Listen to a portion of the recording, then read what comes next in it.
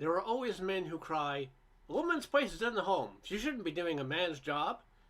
And time again, they are proven so wrong. Delilah and the Space Rigger by Robert Heinlein. Read by Karl. Sure, we had trouble building Space Station 1, but the trouble was people. Not that building a station 22,300 miles out in space is a breeze. It was an engineering feat bigger than the Panama Canal or the pyramids, or even the Susquehanna power pile. But Tiny Larson built her, and a job Tiny tackles gets built. I first saw Tiny playing guard on a semi-pro team, working his way through Oppenheimer Tech. He worked summers for me, therefore, until he graduated. He stayed in construction, and ultimately I went to work for him. Tiny wouldn't touch a job unless he was satisfied with engineering. The station had jobs designed to it that called for six-armed monkeys instead of grown men in spacesuits. Tiny spotted such boners. Not a ton of material went into the sky until the specs and drawings suited him. But it was people that gave us the headache. We had a sprinkling of married men, but the rest were wild kids, attracted by high pay and adventure. Some were busted spacemen. Some were specialists, like electricians and instrument men. About half were deep sea divers, used to working in pressure suits. There were sandhogs and riggers and welders and shop fitters and 2 circus acrobats. We fired 4 of them from being drunk on the job. Tiny had to break one stiff's arm before he would stay fired. What worried us was, where did they get it? Turned out a ship fitter had rigged a heatless still using the vacuum around us. He was making vodka from potatoes swiped from the commissary. Hate to let him go, but he was too smart. Since we were flying free in a 24-hour circular orbit, with everything weightless and floating, you'd think that shooting traps was impossible. But a radio man named Peters figured a dodge to substitute steel dice in a magnetic field. He also eliminated the element of chance, so we fired him. We planned to ship him back in the next supply ship, the RS Half Moon. I was in Tiny's office when she blasted to match our orbit. Tiny swam to the viewport. "Send for Peters, Dad," he said, and give him the old heave-ho. "Who's his relief?" "Party named G. Brooks McNigh," I told him. A line came snaking over from the ship. Tiny said, "I don't believe she's matched." He buzzed the Radio Shack for the ship's relative motion to the station. The answer didn't please him, and he told them to call the Half Moon. Tiny waited until the TV screen showed the rocket ship's CEO. "Good morning, Captain. Why did you place the line on us?" "For cargo, naturally. Get your hot pads over here. I want to blast off before we even enter the shadow." The station spends about an hour and a half each day passing through our shadow. We worked 2 11-hour shifts and skipped the dark period to avoid rigging lights and heating suits. Tiny shook his head. "Not until you have matched course and speed with us." "I am matched." "That's the specification by my instruments." "Have a heart, Tiny. I'm short on maneuvering fuel. If I juggle this entire shift to make a course correction on a few lousy tons of cargo, I'll be so late I'll have to put down on a secondary field. I may even have to make a dead stick landing. In those days, all ships had landing wings." "Look, Captain," Tiny said sharply, "the only purpose of your lift was to match orbits for those same few lousy tons. I don't care if you land on Little America on a pogo stick. The first load here was placed for living here in the proper orbit, and I'm making every other load match. Get that covered wagon into the groove." "Very well, Superintendent," Captain Shields said stiffly. "Don't be sore, Don," Tiny said softly. "By the way, you've got a passenger for me?" "Oh, yes, so I have." Shields' face broke out in a grin. "We'll keep him aboard until we unload. We can beat the shadow yet." Fine. After all, why should I add to your troubles?" The skipper switched off, leaving the boss looking puzzled. We didn't have time to wonder at his words. Shield whipped his ship around on gyros, blasted her second through, and put her dead in space with us pronto, and used very little fuel, despite his belly aching. I grabbed every man we could spare, and managed to get the cargo clear before we swung into Earth's shadow. Weightlessness is an unbelievable advantage in handling freight.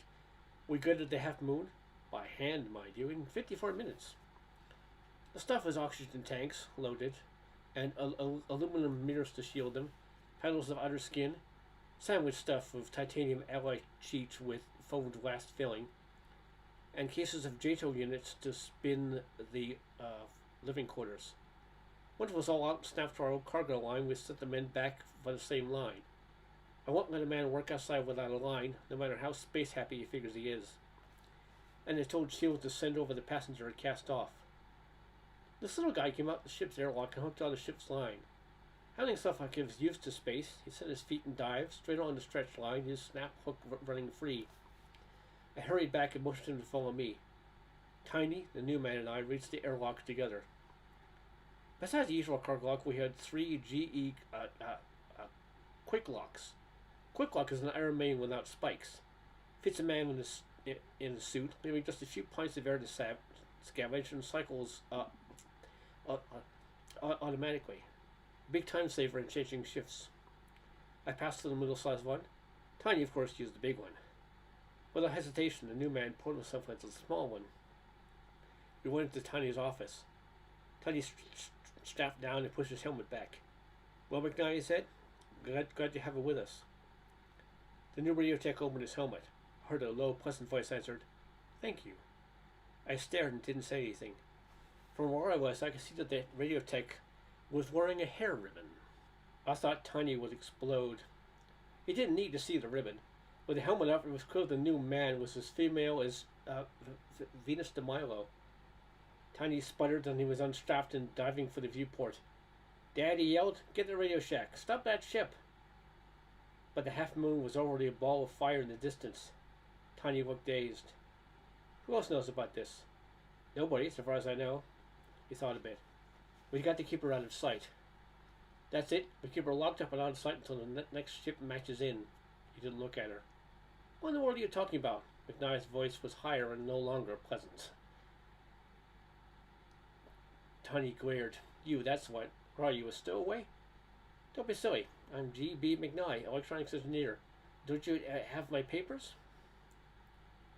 Tiny turned to me. "Dad, this is your fault. Helen pardon me, miss. How did you let them send you a woman? Didn't you even read the advance report on her?" "Me," I said. "Now let's see here, you big squarehead. Those forms don't show sex. The Fair Employment Commission won't allow you except it was pertinent to the job. You tell me it's not pertinent to the job here?" "Not by job classifications, it ain't. There's lots of female radio and radar men, but back Earthside. This isn't Earthside." He had something. He's thinking of those 2-legged wolves swarming over the job outside. And G.B. McKnight was pretty. It'd be 8 months with no woman at all affected my judgment, but she would pass. I've even heard of female rocket pilots, I added for spite. "I don't care if you've heard of female archangels. I'll have no women here." "Just a minute." If I was riled, he was plain sore. "You are the construction superintendent, are you not?" "Yes," Tiny admitted. "Well then, how do you know what sex I am?" "Are you trying to deny that you're a woman?" "Hardly. I'm proud of it. But officially, you don't know what sex G. Brooks McKnight is. That's why I use G instead of Gloria. I don't ask questions, don't ask favors." Tiny grunted. "You won't get any. Don't know how you sneaked in, but get this, McKnight or Gloria or whatever, you're fired. You go back on the next ship. Meanwhile, we'll have to keep the men from knowing you've got a woman aboard." I could see her count 10. "May I speak?" she said finally, "or does your Captain Bligh act extend to that too?" "Say or say." "I didn't sneak in. I'm on the permanent staff of the station, chief communications engineer. I took this vacancy myself to get to know the equipment while it was being installed. I'll live here eventually, and I see no reason not to start now." Tiny waved it away. "There'll be men and women both here someday, even kids. Right now it's stag, and it'll stay that way." "We'll see. Anyhow, you can't fire me. Radio personnel don't work for you." She had a point. Communications and other specialists were linked to the contractors. Tiny snorted. "Maybe I can't fire you if I can send you home.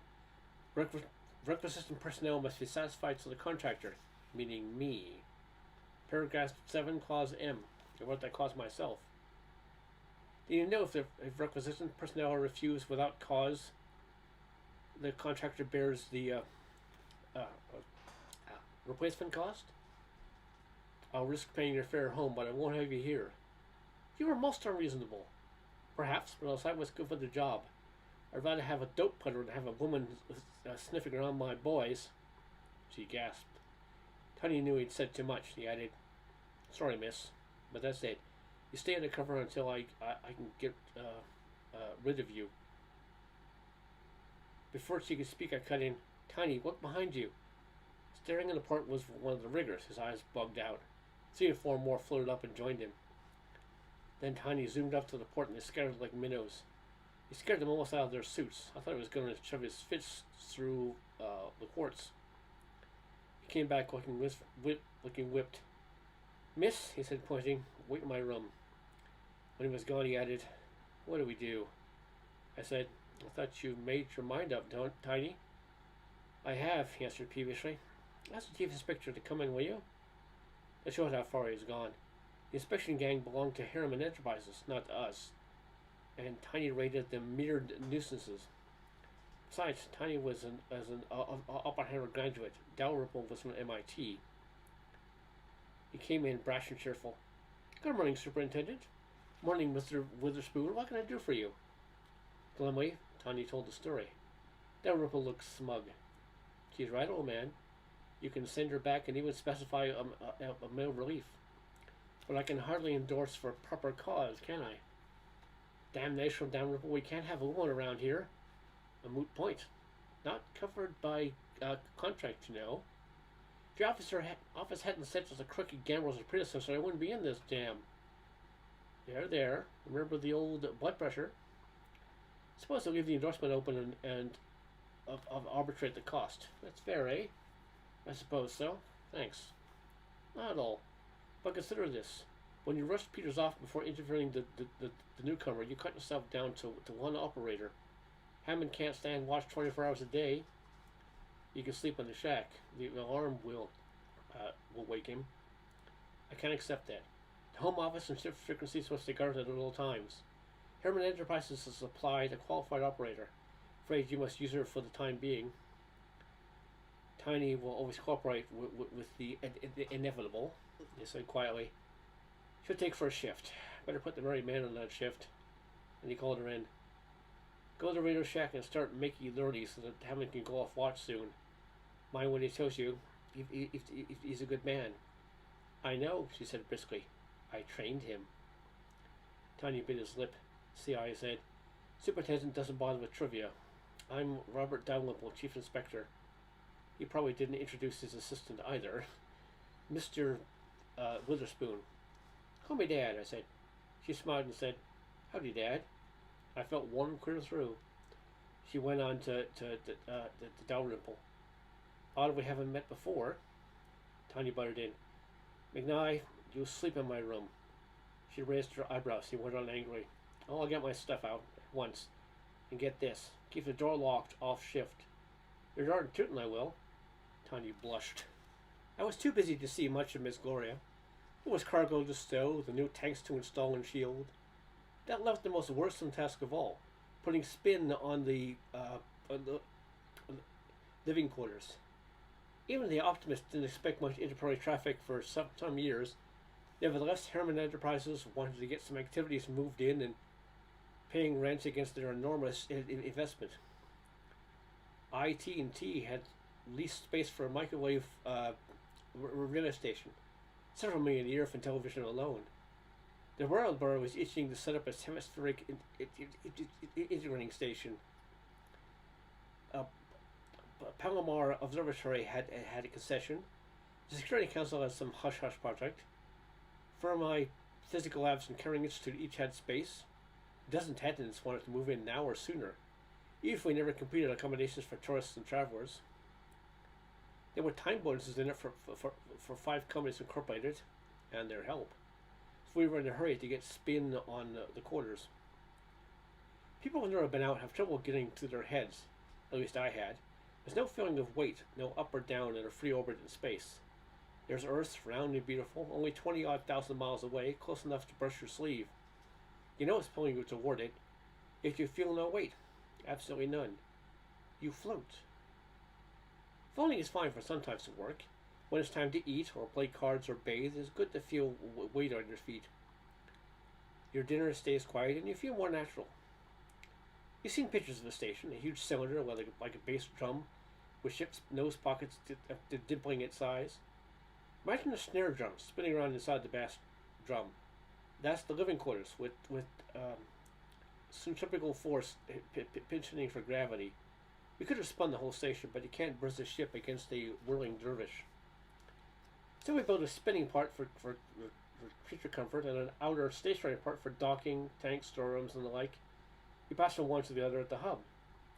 When Miss Gloria joined us at the inner part was closed and pressurized, while the rest was a skeleton of girders. Mighty pretty, though. Great network of shiny struts and ties against black sky and stars. Titanium alloy 1403, light, strong, and non-corrodable. The station is flimsy compared with the ship, since it doesn't have to take blast-off stresses. That means we didn't dare put on spin bivalent means, which is where JATO units come in. JATO, Jet Assisted Takeoff. Rocket units invented to give airplanes a boost. Now we use them whenever a controlled push is needed, say to get a truck out of the mud on a dam job. We mounted 4,000 of them around the frame of the living quarters, each one placed just so. They were wired up and ready to fire when Tiny came to me looking worried. Dad, he said, let's drop everything and finish compartment D113. Okay, I said. D113 was in the non-spin part.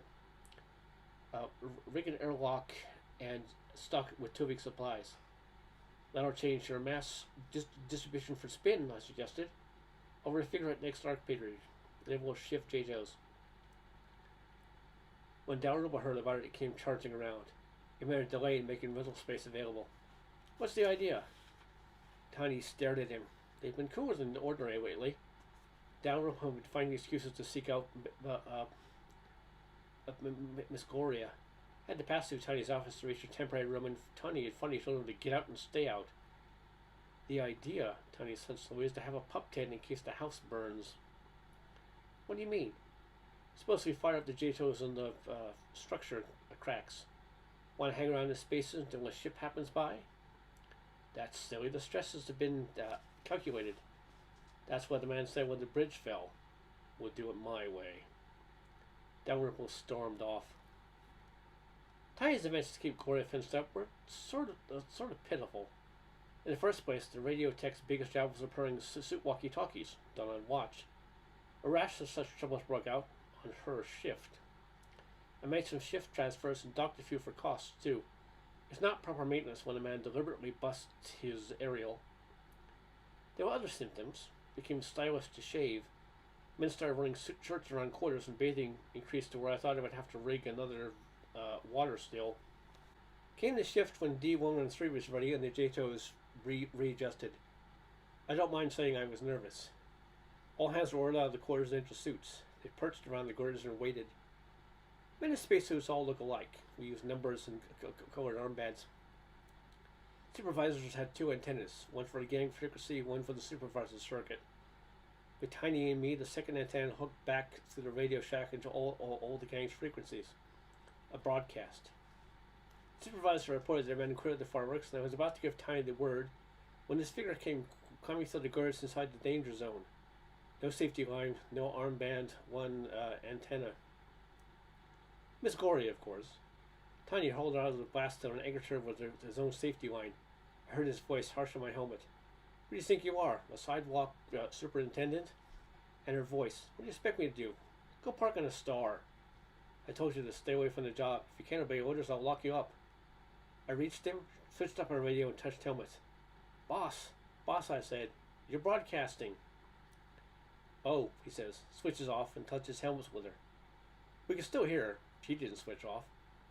Why, you big baboon? I came outside because you sent a search party to clear everybody out. And how would I know about a safety line rule? You kept me penned up. And finally, we'll see. I dragged him away, and he told the boss electrician to go ahead. Then we forgot the row, for we were looking at the prettiest fireworks ever seen. A giant St. Catherine's wheel, rockets blasting all over it. Utterly soundless out there in space, but beautiful beyond compare. The blast died away, and there was the living quarters, spinning true as a flywheel. Ty and I both let out sighs of relief. We all went back inside then to see what weight it tasted like. tasted funny. I went through the shaft and started down the ladders, feeling myself gain weight as I neared the rim. I felt seasick, like the first time I experienced no weight. I could hardly walk and my calves cramped. We inspected throughout, then went to the office and sat down. Felt good, just right for comfort. Once heard gravity at the rim. Tiny grabbed his terror arms and grinned. Beats being pinned up in D113.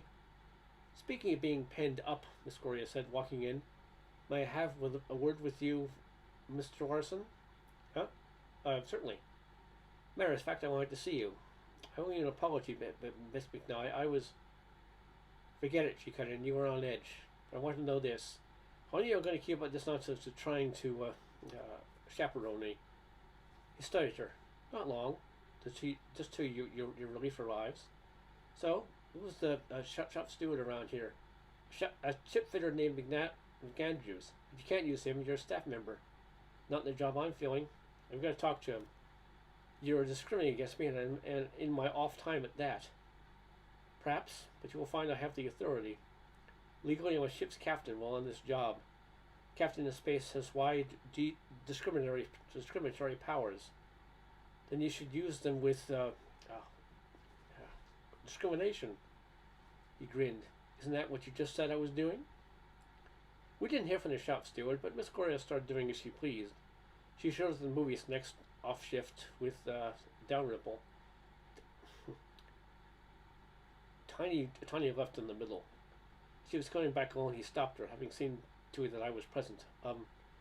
Miss McNally, yes? I think you know. Well, Chief Inspector Dalrymple is a married man. You're suggesting that my conduct has been improper? No, but mind your own business. Before he can answer, she added, "Am I interested in you that he told me about your 4 children?" Tiny sputtered. Why, I'm not even married.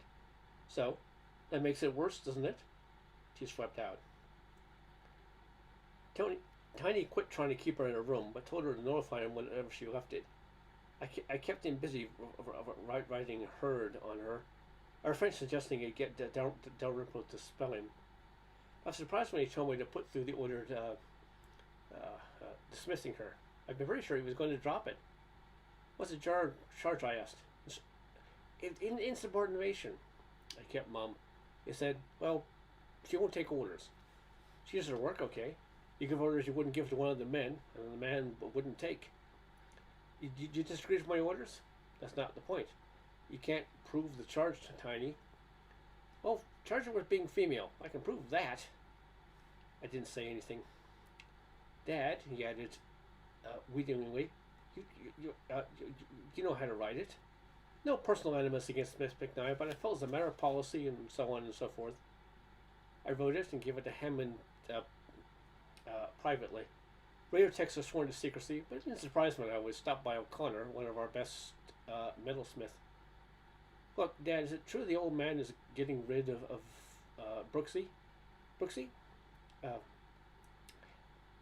Brooksy McNally. She says to call her Brooks. Is it true? I admitted it, then went on, wondering if I should have lied. It takes 4 hours, about, for a ship to lift from Earth.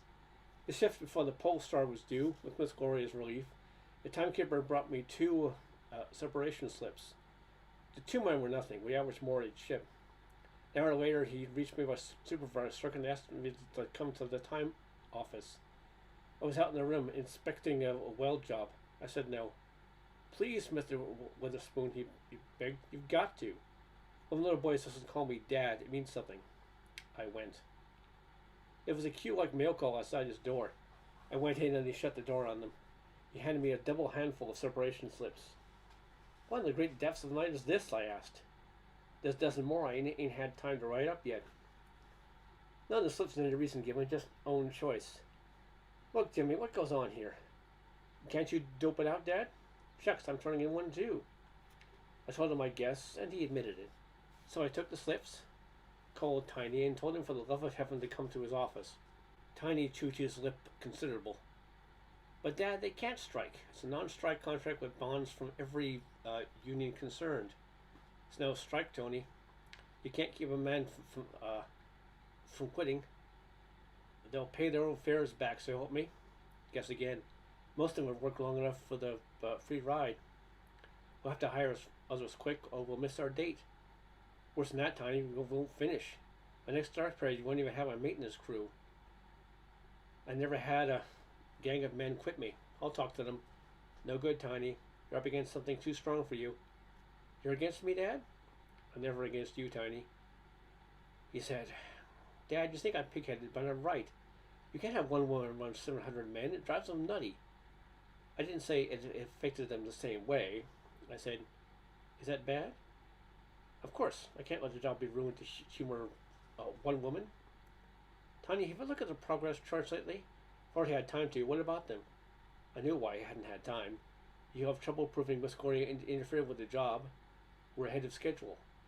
We are? He was studying the charts. I put an arm around her shoulder. Look, son, I said. Sex has been around on our planet a long time. Earth's side, they'd never get away from it. Yet some pretty big jobs get built anyhow. Maybe we just have to learn to live with it here, too. Matter of fact, you had the answer a minute ago. I did? I sure didn't know it. You said, you can't have one woman among several hundred men. Get me? Huh? No, I don't. Wait a minute. Maybe I do. Ever tried jujitsu? Sometimes you win by relaxing. He buzzed the Radio Shack. Have Hammond relieve you now. I come to my office. He did it handsomely, stood up and made a speech. He'd been wrong, taken a long time to see it. Hoped there were no hard feelings, etc. He was instructed in the home office to see how many jobs could be filled at once with female help. Don't forget married couples. I put in mildly. And better ask for some older woman too. I'll do that, Tiny agreed. Have I missed anything? Guess not. We'll have to break quarters, but there's time. Okay, I'm telling them to hold the pole star, Gloria, so they can send a few this trip. That's fine. She looked really happy. He chewed his lip. I feel like I missed something. I've got it. Tell them to send up a chaplain for the station as soon as possible. Under the new policy, we need one any time. I thought so too. The end.